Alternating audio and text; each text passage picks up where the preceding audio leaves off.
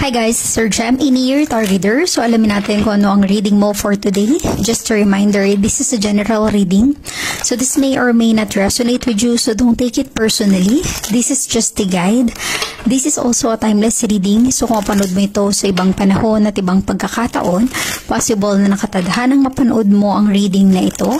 Maaaring mga advice and messages na mapupull out natin ay makatulong sa iyong sitwasyon. Also, please like, share, comment, and follow my page for more videos like this. Give me your energy. Ano ang reading mo for today?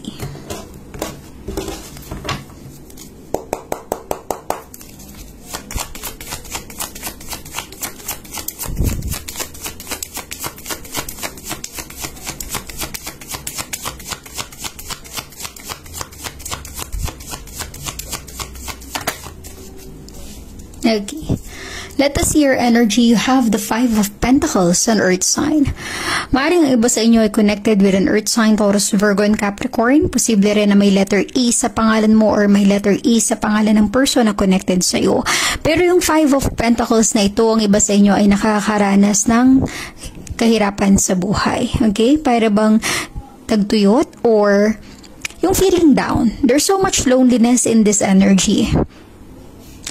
Posibleng there is something in your life na humingi ka ng tulong sa iba pero tinurn down ka, hindi ka binigyan ng tulong or assistance, pinabayaan ka, na-neglect ka, hindi ka nabigyan ng pagkakataon, alam mo yun, mga missed opportunity.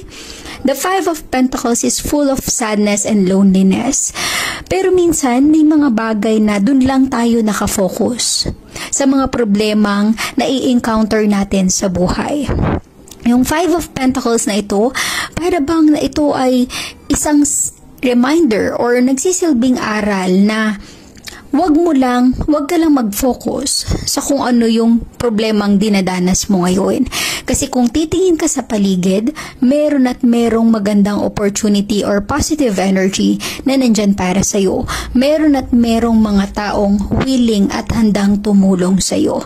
Kasi kung makikita mo yung energy ng dalawang taong ito, para bang ayaw na nilang bigyan pa ng pagkakataon, talagang hirap, pagsubok yung nararamdaman nila. Kumbaga, yun yung nafe-feel nila, puro negative energy.